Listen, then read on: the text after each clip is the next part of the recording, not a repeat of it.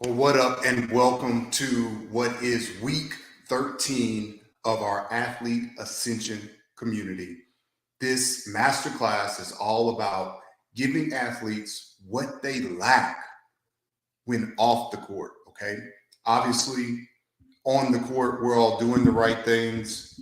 We're all serious athletes. We're all locked in. But so many athletes are missing that off the court, that mental component of the game. And that's what we're here to add to you today and every week. You can catch us live on YouTube, Saturday, 12 p.m. Central Standard Time. Replays available whenever. So lock in, subscribe, hit that notification bell so you get an update for every week so you don't miss a class, guys.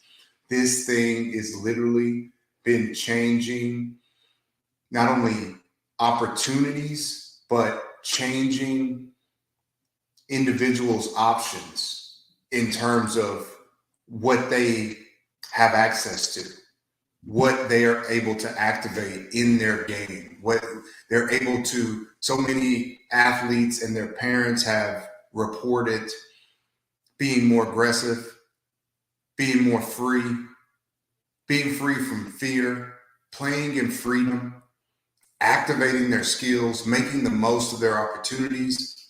And that's what we're here for, because you can go find training almost anywhere. You can go find an opportunity to get stronger almost anywhere. But how often are you actually exercising your mind? And so if you're here, as always, we've got two requirements. First and foremost, that you're a serious athlete. Secondly, that you take what we're saying seriously, and you do that by, number one, taking notes. Number two, participating in the questions and answers, participating in the meditation, thinking about these things, saying these things, thinking, talking, speaking, writing. These are the greatest tools you ever have. And if you can learn to apply those tools here, you can apply them in other forms of life. And so without further ado, let's get started on today's masterclass. Today, I've got one simple question for you. Do you play like predator or prey? And that question can really apply to almost anything that we do when on the court. I'm talking about training. I'm talking about practices. I'm talking about when you're lifting weights, when you're running. What's the mindset with which you undertake that activity at that given time? But because we're in October, the season is quickly approaching, and I specifically want to talk about this in a game context, okay? Especially for those of you who have seen this story before, meaning you've been at this level before. Maybe you're coming into your sophomore, junior, or senior year. You played varsity before, and this is the year where you're looking to make a jump. Maybe you're going into your second or third year as a varsity player, and you're looking to establish breakthrough. You're looking to get to your next level, whatever that is for you. Maybe it's going from single digits to double digits. Maybe it's going from bench player to role player. Maybe it's going from role player to star. Maybe it's going from star to superstar. I don't know, whatever it may be for you. But know that the mentality in which you bring to the game is going to make all the difference. Now, we're already assuming you're putting in the work. You shouldn't even be watching this if you're not a super serious athlete, if you're not locked in, going to your trainings, going to your practices, doing all the extracurricular stuff we talk about, the distinct dream, the different drive, all those things. Go back and watch the previous videos to get your complete, comprehensive, holistic plan together. But if you've got all that in place, this is how we activate the mind to get the jump on the opposition now that the season is at hand. And when we talk about predator versus prey, let me break that down for you, that for some of you that may not understand that terminology. But a predator is basically someone who hunts, something that hunts. I always talk about an animalistic energy or animalistic instinct. And today we're going to get into that for sure, because a predator is a hunter. Think about a lion. Think about a tiger. Think about, only cats are coming to mind, but there's so many hunter animals, a bear, these different animals, leopards that stalk their prey. They're going after a prey in order to capture it and ultimately devour it. Or if you're not a hunter, are you part of a herd? Are you more so prey, meaning that you get hunted by predators? And I'm going to tell you right now, first and foremost, if you don't have an answer right now, if you don't know, I'm not sure whether I'm predator or prey. You're prey, okay? Because predators know that they're predators, because something clicks on in their mind and you begin to see things completely different. And I want to talk about some of the aspects that may put you in one category versus the other.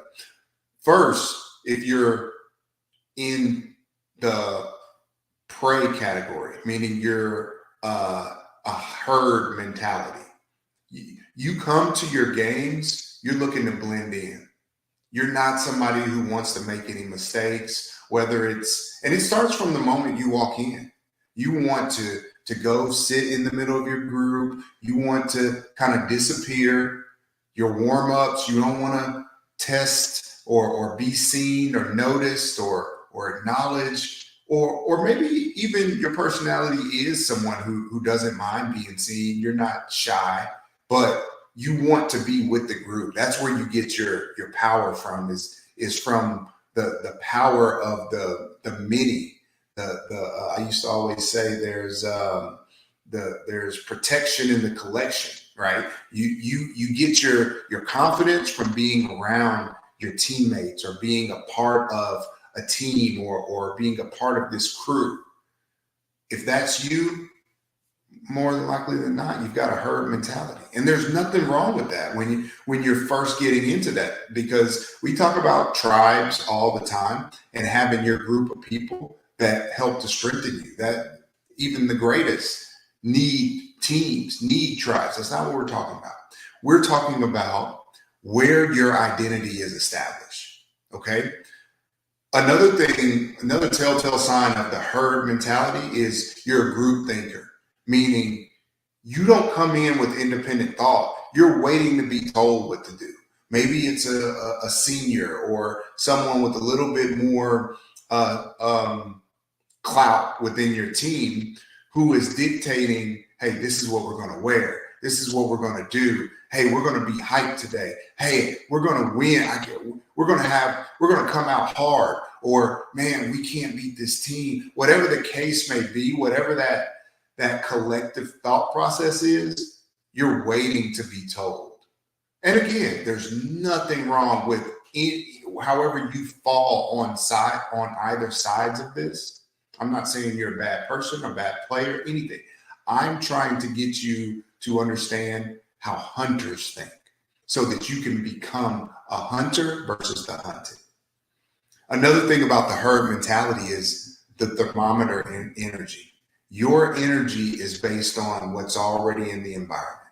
So whether you're getting on a bus with your teammates, whether you're listening to the conversations in the classroom and in the cafeteria and online and social media, and you're getting your energy from that. Meaning, oh, I don't know if we're going to be any good this week. I don't know if this game we're going to be able to play. Oh, this is a team we can beat because everybody says we can beat them. Oh, this is a game where I could play good because we're going to have a chance. If you notice, herd mentality is dictated by others. So if in any form or facet of your game, mindset, approach is dictated completely by others, now don't get me wrong, you're part of a group. So there are going to be things that if the captain says, let's go all wear red socks, yeah, there's nothing wrong with that. If coach says, hey, I want you guys to have great energy in the warm up and be extra hyped today, or go out and interact with the crowd before the game and give high fives or throw shirts in the crowd. Of course, you're part of a team. You're going to do those things.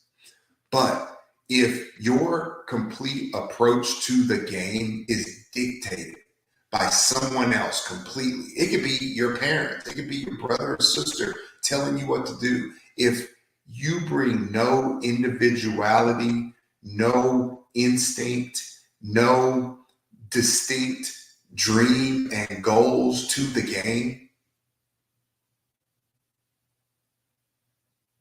you're prey, not predator. You're prey, not predator. And there are a lot of good prey out there. Think about gazelles, how fast they are. I mean, look at these elk in this picture. Zebra, like they're a zebra will mess you up, man. Like it's no joke to sneeze at a zebra.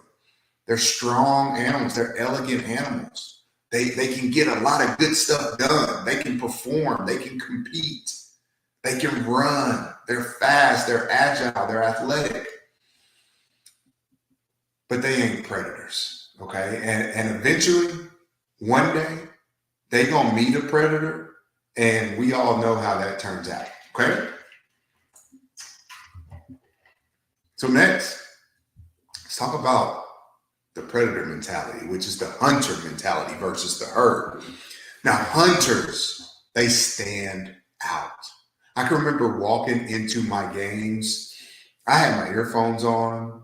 I didn't want to be bothered because from the time I always took a pregame nap from high school all the way through pro. And before my pregame nap, I would meditate on just seeing myself do good things in the game, everything I wanted to accomplish. And from the moment I woke up, I would have my pregame meal, and then I would meditate, and then I would take a nap.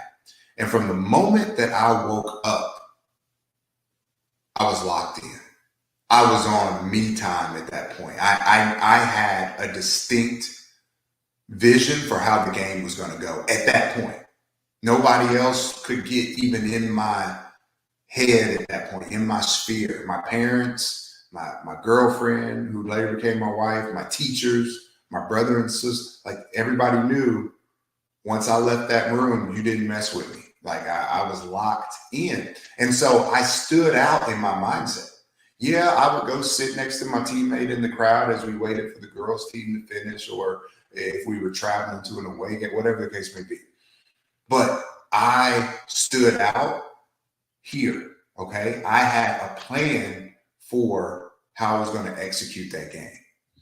The other thing was I was an independent thinker. I was never one that was dictated by the collective. I was never one to say, hey, what are we doing today? Or how's this game going to go? Or what's our energy like? Okay. And again, this is partly personality, a little bit of what I'm talking about today, but it's also, like I said earlier, in your approach, how you format your mind. So many young athletes, so many serious athletes are looking for others to dictate their individual energy. But those others, no matter how good or bad or skilled or talented or lack thereof they may be, they ain't you. They ain't been through what you have been through, because your story is individual to you. And so you're the one that has to go out and make this happen. And so that's why, rather than being a thermometer, you've got to be a thermostat. You've got to be one that dictates the temperature in the room, the energy level in the room. And you do that by always being consistent, always being that same guy, always being that same gal when it comes to being ready, being prepared, and operating at a high level. So here are some ways to lock in and know whether you're a hunter or you're part of the herd. First and foremost, hunters seek a target. So hunters have a why. You've never seen a hunter just get out of bed and walk around. You've never seen an animal hunt down their prey in a lackadaisical way, like a willy-nilly, like, oh, I might get them today, I may not. They're locked in. Have you seen a lion's eyes when he's looking at the over the herd? They're like, which one am I going for? They have a target, and that's what I'm talking about. When by the time I finish my nap before every single game, I had a target. I had a certain number of points I wanted to get. I had a certain number of steals. I had a distinct way in which I saw us getting a win, prevailing as a team. I saw my energy. I saw all these things that I had a distinct target, not only for that individual game, but for that entire season and for that entire timeline within my career. Like I had it all mapped out. And whether you do or you don't, you have to at least have a localized type target. Meaning, I'm not just getting up and going to the game. Whether I'm a starter or a role player, there's something I want to get done tonight. It may be I'm sitting the bench tonight, but I'm going to chart the guy or the girl that's in front of me, and I'm going to notice, I'm going to pick up on everything they're doing that I'm lacking. And I'm going to start to work on those things. Whatever the case may be, you have to have a target. That is a telltale sign of any hunter because they're purposeful in their approach. The other thing is hunters seek a chase, meaning predators love competition. They love to compete. I had this picture that I wanted to pull up, and hopefully I can get it to pull up real quick. But I was looking up some photos the other day, and there was a picture of me. I played in the NCAA tournament. Let's see if I can get this to come up. I'm not sure how. If I can add this picture. Maybe I can do a share screen.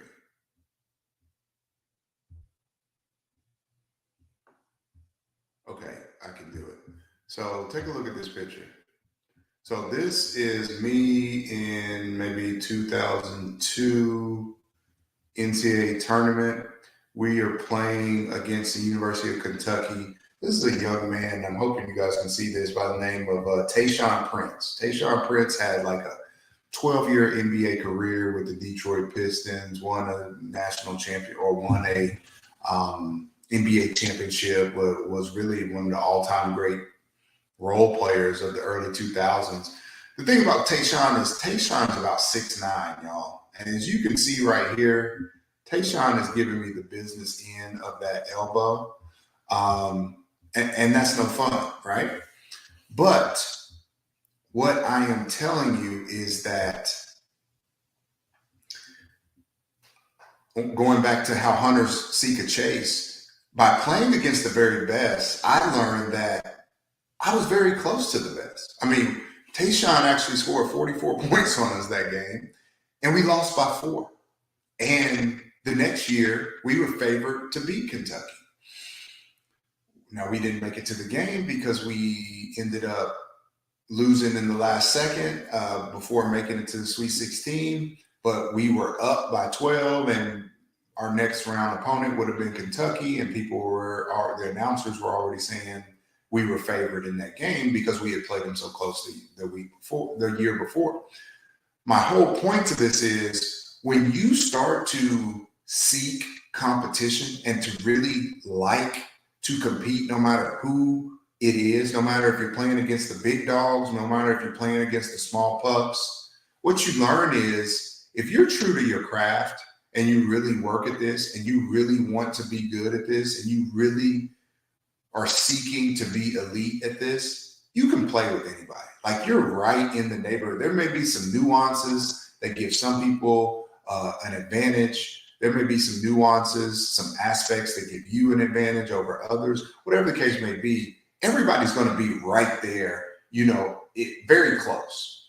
And this is something that hunters love. They love to try to get the best of the competition. They love the opportunity to compete. They love the opportunity to go out on the chase. They love the opportunity to go out and run. And just measure yourself. How when you go to a game, or when you wake up from your nap, or when you're on the way in transit to the game, or even the week of the game as you're thinking about the game, are you reveling in the fact that you get a chance to compete? Or are you someone who's thinking, man, I hope this goes well. Man, I hope I don't mess up. Man, I don't know if I'm going to get to play or not. Oh, man, I hope I don't get to play. Or, man, I hope I do get a few minutes. Or are you someone that's saying, just let me at them. Just let me at them. No matter good, bad, win, lose, or draw, I can't wait to compete. That's what hunters do. That's a telltale sign of a hunter. The other thing is, hunters don't just seek to compete. Hunters don't just seek to compete. Hunters seek to eat. They love to devour. And this is the ultimate sign of when you know whether you're predator or prey. Because it was somewhere around my junior year where I began to come to games and think about my opposition as my food. Like, I'm literally about to eat them. I'm literally about to devour them with this energy, with this attitude, with my preparation. They literally, like these deer sitting here, these elk, whatever they are, that's how I would look at my opposition. Like, they have no idea what's about to happen to them. They are not ready for this typhoon that is about to unleash on them. Like, that is how hungry I was, and that is how laser focused I was, and that is how I got the jump on my competition. And that's how you can get the jump on your competition. If you would just start to shift your mindset from prey to predator. One of the biggest things is predators are prepared. They come into the atmosphere with this mindset that I'm talking about, whereas prey, they're just going along to get along. And if you're that person that, oh, I'm just showing up, I don't have a plan for what I'm eating, I don't have a plan for what I'm praying, I don't have a plan for how I'm going to execute during this game, I'm gonna just let it all happen. That's what prey do. They don't know where they're stopping to eat. They don't know. All they know is when somebody says a predator's here, they gotta run. And that's what so many of us are doing as athletes is when the ball goes up, oh, there's a predator. Guys, we've got to figure this out now. Instead of having your atmosphere dictated by a predator, become one. Become the person that sets the energy. You can be a predator in just 10 minutes a game, in just 20 minutes a game. Like, you don't have to be the superstar. We're talking about even within your role, becoming a predator. If you're someone who comes off the bench and gets half the game as far as minutes, you can be a predator in those 20 minutes. You can literally eat that backup from the other team. That's one thing I used to do my first year of college. I came off the bench. I was the backup point guard. I would be looking at that other point guard like, man, when they sub us in, I'm about to eat you. I can't wait to get a hold of you. And 9 times out of 10, that person was prey. They would come in just hoping not to mess up. And I would literally take it to them. I remember times when I was prey, when I would come in and I didn't have a plan. I was just hoping to survive. Get my 5 minutes. I hope I don't mess up. And more often than not, I would become prey. And that's how I learned to flip the tables and say, no matter what my role is, I'm going to be a predator. And so with that being said, let's focus in our meditation minute on what it looks like for us to be a predator. Let's take a few deep breaths and just see ourselves really approaching every opportunity, whether it's a camp, whether it's a training, whether it's a practice, with a mindset of going in with an aggressive mentality, going in with the energy to set the tone. No matter what our role is, no matter what our opportunity is, we are going to be locked in every single time we take the floor. I want you guys to continue to just see yourself getting the jump on your competition. See yourself, see those caribou and those antelope and those deer just sitting there before the game, laughing and joking and not knowing what's about to happen, not having a plan. But that's not you. You're the predator. You're that lion. You're that leopard. You're that tiger. Just waiting to pounce, waiting to chase, waiting to devour. Guys, I hope this helps. Continue to like and subscribe. Watch these videos over and over, and I promise it's going to seep into your mindset and make you mentally dangerous. Thanks for watching.